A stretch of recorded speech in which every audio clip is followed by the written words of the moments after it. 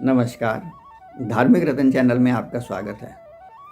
जैसा कि आप जानते हैं, इस चैनल के माध्यम द्वारा हम श्री राम कथा धारावाहिक रूप में प्रस्तुत कर रहे हैं और बालकांड की कथा चल रही है। अभी तक 8 प्रकरण हो चुके हैं और आज 9वां प्रकरण है। पिछले प्रकरण में आपने जाना था कि किस तरह रावण और उसके सहयोगियों ने पूरी सृष्टि में हाहाकार मचा दिया था। उनके अत्याचारों द्वारा सारी धरती परेशान हो गई थी।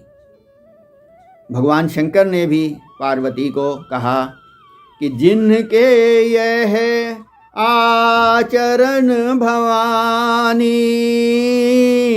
ते जाने हूँ निश्चर सब प्राणी। राम सिया राम जय जय राम।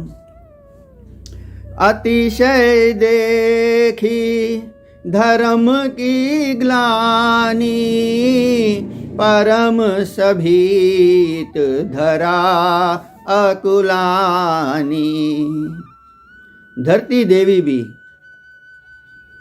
रावण का यह अत्याचार देखकर अकुला उठी। धरती ने कहा कि मुझे पर्वतों, नदियों और समुद्र का भार इतना नहीं लगता जितना कि एक परद्रोही रावण के क्रियाकलापों का लग रहा है। यह सब अब मेरे लिए असहनीय हो गया है। अतः पृथ्वी गाय का रूप धारण करके देवताओं के पास गई। सभी देवता गाय को लेकर के ब्रह्मा जी के पास गए। ब्रह्मा जी ने कहा कि हमें शिव जी के पास चलना चाहिए, तो सभी लोग इकट्ठा होकर के शिव जी के पास गए। शिव जी ने कहा कि इसका उपाय तो स्वयं हरि विष्णु ही निकाल सकते हैं, अतः हमें उनके पास चलना चाहिए। तब सभी देवता कहने लगे कि भगवान विष्णु तो क्षीर सागर में रहते हैं और यहाँ से बहुत ही दूर पड़ेगा। तब भगवान शंकर ने कहा कि हरि व्यापक सर्वत्र समान, प्रेम ते प्रगट होई मैं जाना। अर्थात भगवान हर जगह विराजते हैं। उन्हें कहीं भी आप प्रेम से पुकारोगे तो उसी समय वहीं प्रकट हो जाएंगे।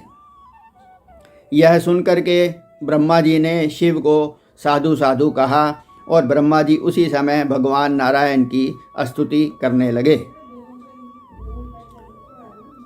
जय जय सुर नायक जन सुखदायक, प्रणत पाल भगवंता। गोद्विज हितकारी जय असुरारी, सिंधु सुता प्रिय कंता। पालन सुर धरनी अद्भुत करनी, मरम न जानहि कोई। जो सहज कृपाला दीन दयाला, करहु अनुग्रह सोई। ब्रह्मा जी द्वारा की गई यह स्तुति हमारे चैनल में अलग से वीडियो के रूप में उपलब्ध है।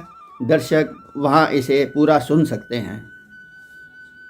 ब्रह्मा जी के द्वारा की गई स्तुति एवं सभी देवताओं की पुकार सुन करके उसी समय आकाशवाणी हुई कि हे देवताओं, आप डरे नहीं एवं निश्चिंत रहें, क्योंकि कश्यप और अदिति ने महातप किया था और मैंने उन्हें यह वरदान दिया था कि मैं उनके घर में अवतार लूँगा। इस समय कश्यप और अदिति अयोध्या में दशरथ और कौशल्या के रूप में प्रकट हुए हैं। मैं अपने अंशों सहित सूर्यवंश में उनके घर में ही अवतार लूँगा और गो और ब्राह्मण एवं सज्जनों की रक्षा करूँगा तथा राक्षसों को उचित दंड दूँगा। अतः आप सब निडर होकर अपना अपना कार्य करें। यह सुनकर ब्रह्मा जी ने धरती एवं सभी देवताओं को आश्वासन दिया और उन्होंने सभी देवताओं को यह भी कहा कि आप अपने अंशों द्वारा धरती पर वानर रूप में अवतार लें ताकि भगवान श्री राम की लीला में उनका सहयोग दिया जा सके। आप देखते हैं कि ब्रह्मा जी के पुत्र स्वयं जामवंत जी हैं और महर्षि वशिष्ठ भी ब्रह्मा जी के ही पुत्र हैं। और इसी तरह से शेषनाग जी ने लक्ष्मण के रूप में अवतार लिया और इंद्र देवता के पुत्र के रूप में बाली ने अवतार लिया, सूर्य के पुत्र के रूप में सुग्रीव ने अवतार लिया और स्वयं शंकर जी ने हनुमान के रूप में अवतार लिया।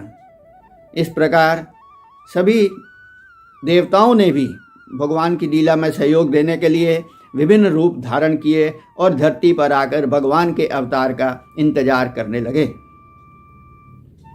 आइए अब हम कथा का रुख अयोध्या की ओर करते हैं। अयोध्या में सूर्यवंशी प्रतापी राजा दशरथ राज्य करते हैं। उनकी 3 रानियां हैं। सबसे बड़ी रानी का नाम कौशल्या है, दूसरी रानी का नाम कैकेयी है और तीसरी रानी का नाम सुमित्रा है। 3 शादियों के बाद भी राजा दशरथ के कोई संतान नहीं है और आयु बढ़ती जा रही थी, अतः राजा दुखी रहते थे।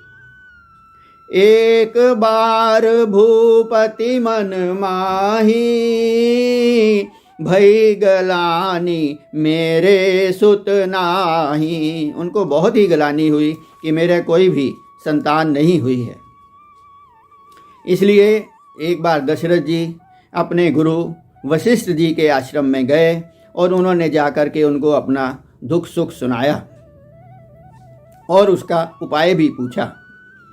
वशिष्ठ मुनि ने कहा कि आप चिंता ना करें, हम आपको पुत्रेष्ठी यज्ञ कराएंगे। इसके लिए श्रृंगी ऋषि को बुलाना होगा, अवश्य ही आपके घर में संतान होगी।